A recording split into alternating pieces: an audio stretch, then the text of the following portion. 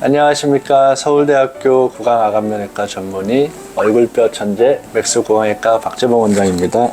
오늘은 그렇게 밝은 주제는 아닌데요. 양악수술, 윤곽수술 이러한 수술에 대한 재수술에 대해서 잠시 얘기를 해보고자 합니다. 저희 병원에 오시는 환자분들 중에 재수술 때문에 내원하시는 분들도 이제 굉장히 많은데요. 국내에서 오시는 분들도 있지만 해외에서 수술을 받은 이후에 재수술을 받기 위해서 내원하시는 분들도 굉장히 많습니다. 전신 마취를 하고 위턱과 아래턱을 이렇게 움직이는 양악수술이나 광대뼈를 움직이는 광대수술, 사각턱 절제술, 턱끝수술 이러한 윤곽수술, 뼈수술들은 굉장히 이제 환자분들 입장에서는 일생에 한 번만 하고 싶고 그죠? 좀 위험해 보이기도 하고 무섭기도 하고 이러한 수술인데 어떤 경우에 이런 수술을 한 번 더 해야 하는 일이 발생하는지, 그리고 만약에 재수술을 결심한 다음에는 어떻게 준비를 해야, 그리고 수술을 어떻게 해야 더 이상의 수술 없이 마지막 수술이 될 수 있을지, 이 부분에 대해서 제 나름의 의견을 설명을 드려보겠습니다. 원장님, 양악 재수술이 꼭 필요한 경우는 어떤 경우일까요? 일상을 살아가는 우리의 구강 그리고 얼굴의 구조와 기능이 다르지 않게 수술이 된 경우에는 꼭 수술을 다시 해야겠죠. 수술을 했는데 잘 먹지 못하거나 교합이 안 맞아서, 아니면 숨을 잘 못 쉬거나 발음이 잘 안 되거나 기능적으로 우리가 살아가는데 필요한 이러한 것들이 조화롭게 되어 있지 않다면 그것은 꼭 수술을 다시 해야 하는 경우겠죠. 그렇다면 이제 심미적으로 문제가 되는 경우는 보통 어떤 경우가 있냐면요, 본인이 생각했던 것보다 효과가 적은 거예요. 예를 들어서 얼굴을 좀 많이 줄이고 싶었는데 어떠한 이유에서든 정도가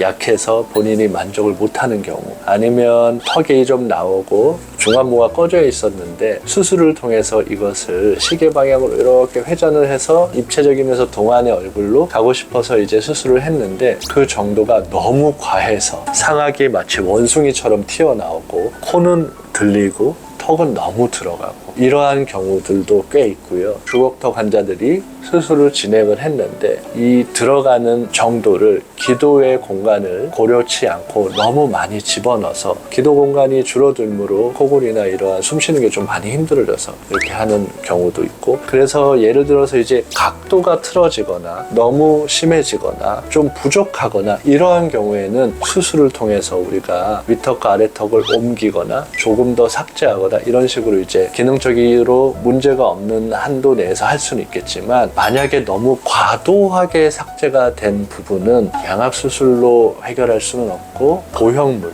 타이타늄이나 PCL이나 피크나 이런 여러 가지 보형물들로 첨가를 해야 되는 경우도 이제 발생하게 됩니다. 첫 수술과 다음 수술을 수술 방식을 바꾸는 것은 제가 생각했을 때는 크게 문제가 되지 않습니다. 꼭 IVR로 해야 된다거나 꼭 SSR로 해야 되는 케이스도 있겠죠. 그런 경우는 이제 해야 되겠지만, 평소에 본인이 훨씬 더 자주 하고 편하게 하는 술식으로 수술을 해야 환자분들의 그러한 문제를 조금 더 편하게 해결해 줄 수 있지 않을까. 그래서 재수술을 한다고 해서 예전처럼 해야 된다, 이런 거는 저는 없는 것 같아요. 예를 들어 이제 SSR로 이렇게 분리한 다음에 이 안쪽을 막 갈아서 다시 이렇게 붙인 다음에 이 부분이 너무 얇아지면 신경선이 이 뼈에 거의 붙어 있거나 가끔은 뼈 바깥으로 구멍 난 부분으로 이렇게 나와 있는 경우도 이제 해외 환자들 중에서는 많이 봤어요. 근데 그런 경우는 뒤에서 관절 앞에 이렇게 끊어서 수술하는 IVR 같은 걸 써야 되고, 그때그때 이제 상황에 맞춰서 하는 거지 특정 수술 방식을 고집하거나 아니면 바꾸거나 이럴 필요는 없을 것 같습니다.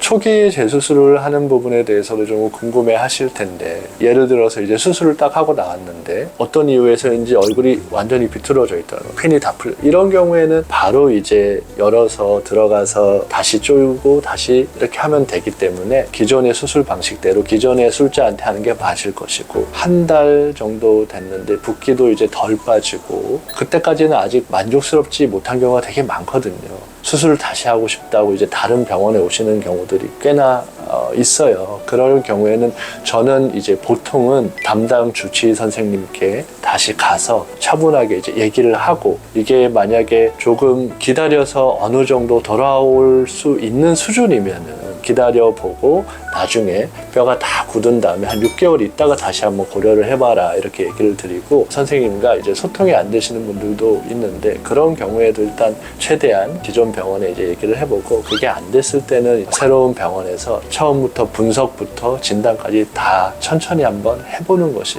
필요할 것 같습니다. 재수술이 수술하고 나서 직후에 얼마 되지 않아 뭐 염증이나 감염이나 아니면 피내 문제나 병원에서 이제 다시 하는 거라면 기존에 처음 수술한 회복 기간 내에 다시 하는 거잖아요. 당연히 그러면 전체적으로 이 기간이 조금 길어질 수밖에 없습니다. 만약에 이제 첫 수술을 하고 한참 있다가 이제 6개월 이상 지나서 이제 뼈도 어느 정도 다 붙고 이제 조직도 어느 정도 다 되고 이렇게 된 이후에 이제 재수술 경우에는 환자들이 막 걱정하잖아요. 이거 회복 기간이 더 길까요? 막 이렇게 걱정하는데, 그 붓기나 피가 나는 정도 이런 걸로 회복 기간이 길어지는 건 아닌 것 같고, 한 번 더 수술을 했다 보니 감염이 될까봐, 그리고 이제 조직이 치유하는데 좀 느려지니까 이런 쪽으로 음식이 들어가서 또 염증이 생길까봐, 이런 것들이 좀 걱정이 되는 거지, 붓기 자체가 뭐 피 자체가 많이 나거나, 저는 이런 거는 많이 경험을 해봤을 때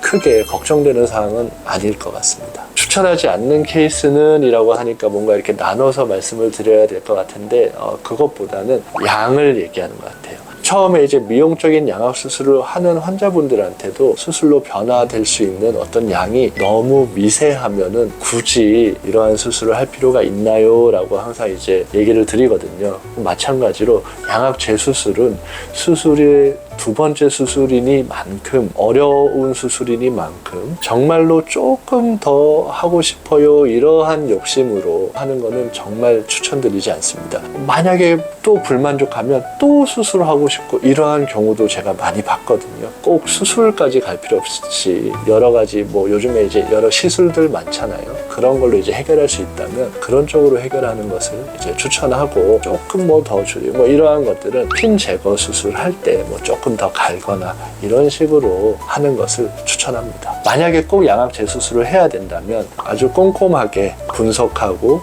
진단하고 정확하게 수술을 잘 해줄 수 있는 전문가와 상의를 잘 하시는 것을 추천드립니다. 두 번째 수술인 만큼 더 신중하게 결정을 하셔가지고 결과가 더 좋아질 수 있도록 충분히 알아보고 진행하시는 것을 추천합니다. 지금까지 서울대학교 구강암암면외과 전문의 얼굴뼈 천재 박재범 원장이었습니다.